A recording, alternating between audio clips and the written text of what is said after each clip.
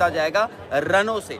I think जो यशस्वी जायसवाल की हमने बैटिंग देखी, आज जैक क्रॉली और बेन डकेट की जो हमने बैटिंग देखी, एटलीस्ट बाद में हैरी ब्रूक ने भी आपको दिखाया, एटलीस्ट ये चीज़ है, उनको पता है कि इस विकेट पे ना सर्वाइवल जो है आपका, किसी भी बॉल पे आपका नाम लिखा हो सकता है, तो आपको रन बनाने हैं।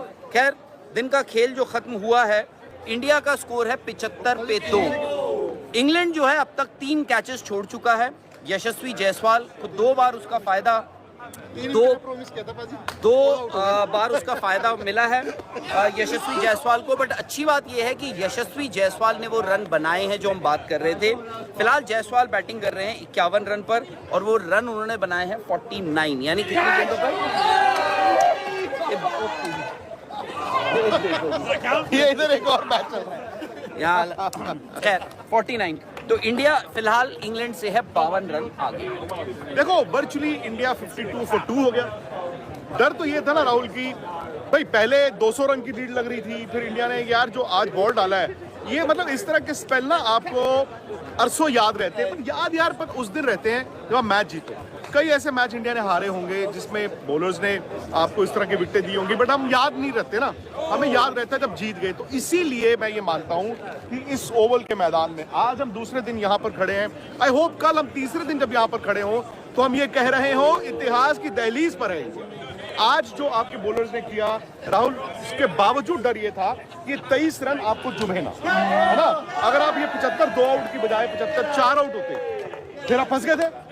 लेकिन इंडिया ने आज क्या किया, तेज रन भी बना दिए। सो आप 52 हो गए, मुझे पता क्या लग रहा है, हो गए हैं। मुझे पता क्या लग रहा है, ये टेस्ट मैच ना लॉर्ड्स की तरह खत्म होगा, जस्ट दैट कि रोल रिवर्सल हो जाएगा। होए मतलब आप ये कह रहे हैं कि लो स्कोर जो है वो एक अलग तरह की फिनिश लेकर आता, और ये होता भी है। देखो, इंग्लैंड वो टीम है राहुल जो 450 रन चौथी इनिंग में पौना बना देते हैं। बट 2 बातें, एक आपने खुद बोला कि कभी कभी जो बीच की स्कोरें होती हैं वो ज्यादा मुश्किल होती है। दूसरी बात जो शायद ज्यादा इंपॉर्टेंट है वो है कि बेन स्टोक्स नहीं खेलते। अब मैं ये नहीं है कि बेन स्टोक्स ने बड़े रन बनाए हैं सीरीज में, पर बेन स्टोक्स ना समहाउ मैदान पर एज कप्तान, और वो विश्वास उनको देखकर लगता है कि नथिंग इज इम्पॉसिबल। होता है ना यार, बेन स्टोक्स आ जाएगा। अब बेन स्टोक्स है नहीं, सेकेंडली क्रिस वोक्स भी नहीं है। क्रिस वोक्स का नाम होना भी तो उनके लिए झटका है ना। ठीक है, आप एक विकेट कम की बात करते हैं, बट बॉलर भी एक कम है। But for India to make it count, India को क्या करना है, आपको ये जो 3 फास्ट बॉलर्स हैं इनको ज्यादा रोटेट नहीं होने दें। आपकी 70 80 रन की 1 या 2 पार्टनरशिप आती हैं, तो आप बॉल डाल रहे हो, मैं बॉल डाल रहा हूँ, ये बॉल डाल रहे हैं, उसके बाद कोई ना कोई तो रेस्ट करेगा, तो स्पिनर से बॉल डलवाओगे, क्रिस वोक्स को वहां पर इंडिया बॉल मिस करेगा। तो मेरा मानना है कि I think India have gotten more than what they would have hoped for. Even मैं कहता हूँ, इवन जब हमने उनको ऑल आउट कर दिया, 23 रन की राहुल लीड हो गई, मैं तब भी कह रहा था यार फंस ना जाए भाई, कंडीशंस तो थी। और जायसवाल, थैंक्स टू हिम, सब कहते हैं ना जायसवाल ने शुरू बड़ा अच्छा करते हैं जी, उसके बाद ना गिर जाते हैं ना।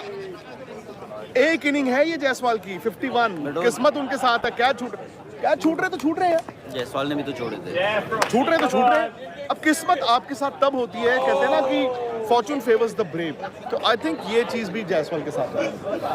अब बात वही आ जाती है कि देखो, अगर सुबह आप मुझसे पूछते जब इंडिया 224 ऑल आउट हो गया था, आपने 4 विकेटें खो दी थी, उस वक्त ये हुआ कि भाई दिन का मतलब शुरू हुआ है, पता ही नहीं चला कि खत्म कब हो गई इंडिया की पारी। उस वक्त अगर आपने मुझसे ये पूछा होता कि आज इंडिया इंग्लैंड को ऑल आउट भी कर देगा, 52 रन की लीड भी ले चुका होगा, हाँ 2 विकेट आपके गिर भी चुके होंगे, जो आपका एक ओपनर होगा जिसमें से केएल राहुल और दूसरा आपके साई सुदर्शन होंगे, मैं ना खुशी ले लेता उस वक्त 224 जब इंडिया ऑल आउट हुआ था। तो ठीक है, नहीं, हाँ बिल्कुल। नहीं, मैं वही पूछ रहा हूँ कि ठीक है ना कि नहीं है। हाँ चलिए। तो बात वही है कि उस वक्त अगर आपने मुझसे पूछा होता, इसीलिए मैं कह रहा हूँ, देखो इस टेस्ट मैच में ना विकेटें गिरेंगे। आई थिंक यशस्वी जायसवाल ने ये बहुत पहले रियलाइज कर लिया। वो आए, उन्होंने शुरुआत करी।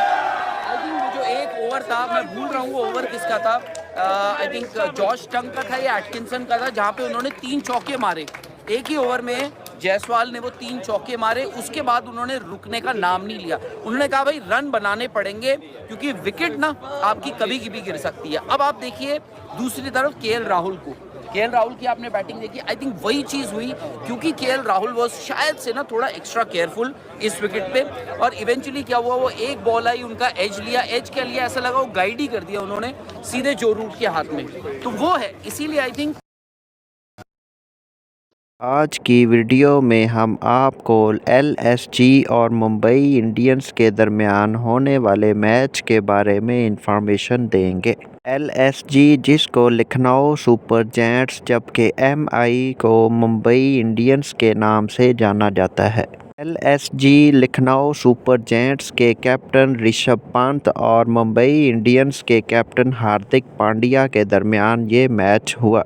एलएसजी ने बेहतरीन बैटिंग करते हुए 20 ओवर्स में 203 का टारगेट दिया।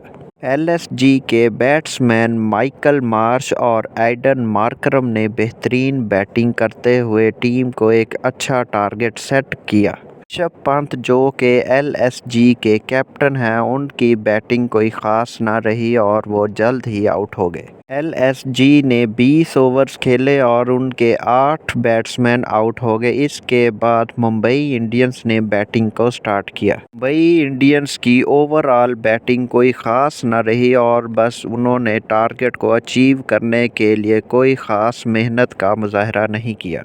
एलएसजी के टारगेट को पूरा करने की बजाय मुंबई इंडियंस 191 स्कोर पर ऑल आउट हो गई। मुंबई इंडियंस की कुल 5 विकेट्स ख़त्म हुई, जबकि इनके ओवर्स या बॉलिंग इनकी मुकम्मल हो चुकी थी और इनको 12 स्कोर से शिकस्त का सामना करना पड़ा।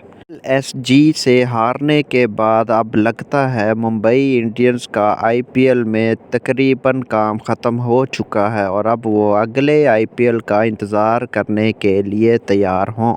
मुंबई इंडियंस के हार्दिक पांड्या ने अच्छी बैटिंग की, लेकिन फ़िलहाल उनसे टारगेट अचीव ना हो सका और 12 स्कोर से मुंबई इंडियन मैच हार गई। वीडियो अच्छी लगे तो चैनल को सब्सक्राइब कीजिएगा ताकि मज़ीद आने वाली वीडियोज़ आप तक आसानी से पहुंच सकें। शुक्रिया।